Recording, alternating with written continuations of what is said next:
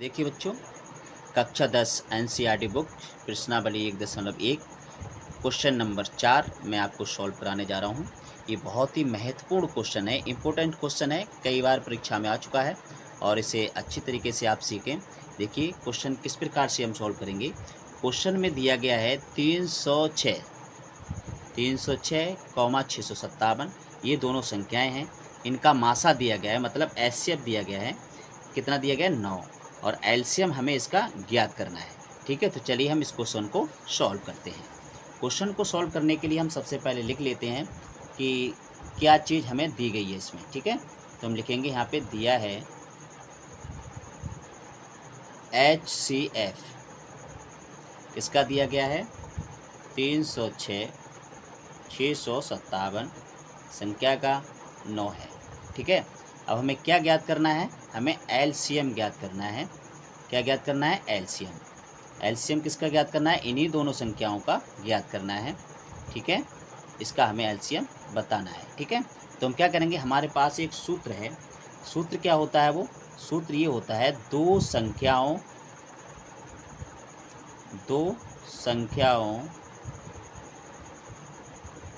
का गुणनफल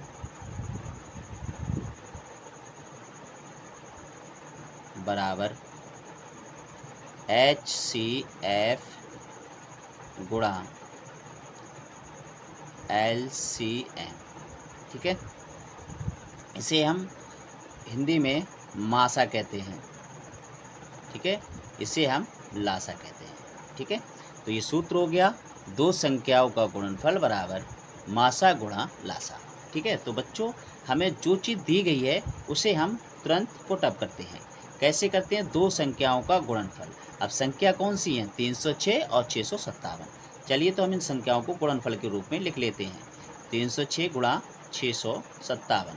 ठीक है, अब यहाँ क्या लिखेंगे? मासा। मासा कितना दिया गया है? 9। अब कितना बचा लासा? तो एलसीएम को ऐसे ही लिख लेंगे, क्योंकि हमें ये ज्ञात करना है, ये अज्ञात है। ठीक है, तो अब कोई संख्या यदि गुणा में होती है तो वो कहाँ चली जाती है? भाग में चली जाती है। तो क्या लिखेंगे हम? सबसे पहले इधर एलसीएम को लिख लेते हैं। ठीक है, इधर इस संख्या को उतार देते हैं, 306 गुणा 657। ठीक, बटे ये जो संख्या 9 थी वो भाग में चली जाएगी इस प्रकार से। ठीक है, तो हम लिखेंगे पुनः एलसीएम।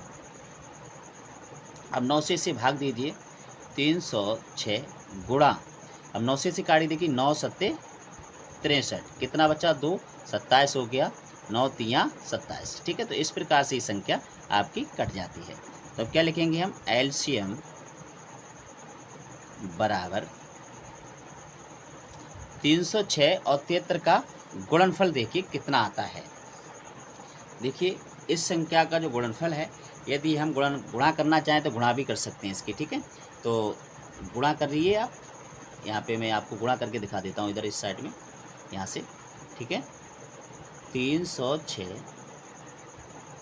गुणा 73। जो कमज़ोर वर्ग के बच्चे हैं उन्हें नहीं आती गुणा, तो सीख लीजिए कैसे करते हैं। देखिए 3 का पढ़ा पड़िए 6 बार, 3 छक 18 के 8, हासिल लगा 1। अब 3 का 0 में करोगे तो 0 हो जाएगा, फिर हासिल का लिखा जाएगा कितना? 1। ठीक है, 3 तियाँ 9। अब पहली संख्या के नीचे कट लगाइए, 7 छंग 42 के 2, हासिल लगे 4।